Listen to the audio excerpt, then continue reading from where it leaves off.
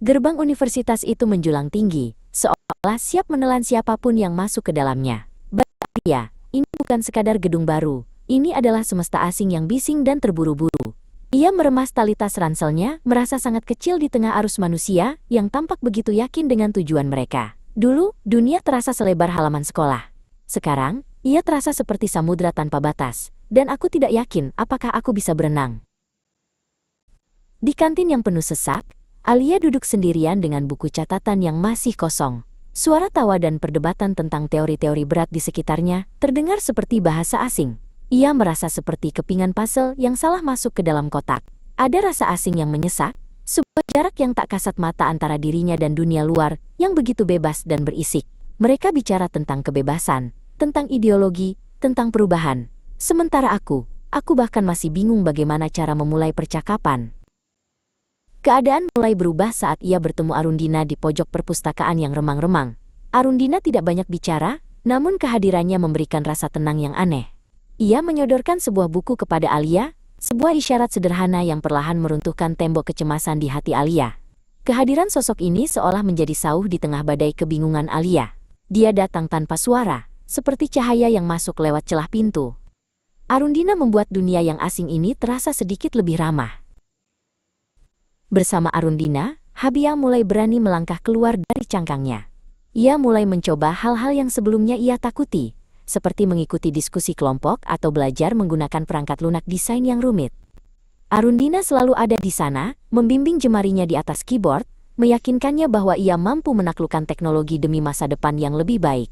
Pelan-pelan, ketakutan itu berubah menjadi rasa ingin tahu. Ternyata, dunia tidak semenakutkan yang kupikirkan jika ada tangan yang menuntun. Meski ia mulai berkembang, di malam hari, pertanyaan-pertanyaan itu sering kembali menghantui. Alia menatap pantulan dirinya di jendela kamar kosnya, masih merasa ada yang kurang. Apakah ia benar-benar berubah, atau hanya berpura-pura? Ia merasa seperti sedang berlari di tempat, mengejar bayangan kesempurnaan yang tak kunjung tergapai di tengah kompetisi yang ketat. Apakah ini cukup? Apakah aku benar-benar tumbuh, atau aku hanya pandai bersembunyi di balik bantuan orang lain? Malam itu, Alia bermimpi berada di sebuah ruang putih yang sangat luas dan kosong tanpa batas. Di atas sana, jauh di langit-langit yang tak terlihat, ia melihat siluet teman-temannya berdiri di atas balkon yang bercahaya. Alia mencoba menaiki sebuah tangga putih yang muncul dari lantai, namun setiap kali ia melangkah, ia terpeleset dan jatuh kembali ke lantai yang dingin dan tak berujung. Aku ingin naik, aku ingin sampai ke sana, tapi kakiku terasa berat, dan tangga ini seolah menolak kehadiranku.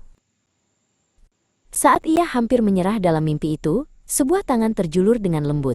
Arundina muncul di sana, di tengah kehampaan putih itu. Ia tidak menarik Alia ke atas balkon secara instan, melainkan membantunya untuk berdiri tegak di atas kakinya sendiri. Sentuhan itu terasa hangat dan nyata, memberikan kekuatan batin yang sebelumnya sempat hilang. Jangan hanya melihat ke atas, katanya tanpa kata-kata.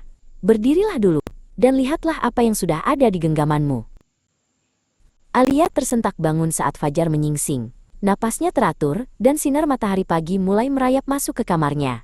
Di saat itulah sebuah kesadaran menghantamnya. Arundina tidak pernah benar-benar ada sebagai satu sosok manusia fisik.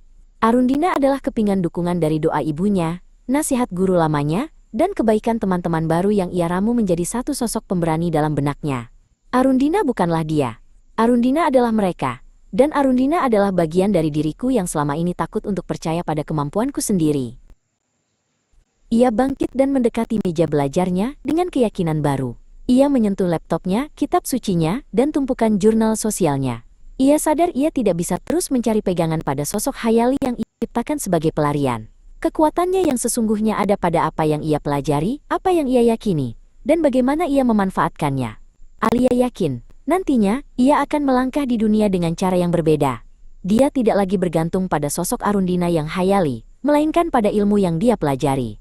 Dia memanfaatkan teknologi untuk kebaikan, menggunakan media digital untuk bersuara, dan memegang teguh nilai-nilai sosial serta agama sebagai kompasnya dalam beradaptasi.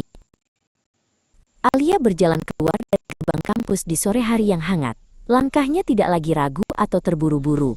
Dunia masih tetap luas, masih tetap bising, dan tantangan baru pasti akan membentang panjang di depannya.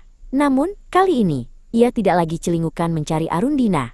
Ia hanya perlu menatap ke depan, memegang kompas nilai di dalam hatinya, dan terus melangkah maju. Perjalanan ini masih sangat jauh, dan mungkin aku akan jatuh lagi suatu saat nanti. Tapi sekarang aku tahu, aku punya ilmu untuk bangkit dan iman untuk terus berjalan.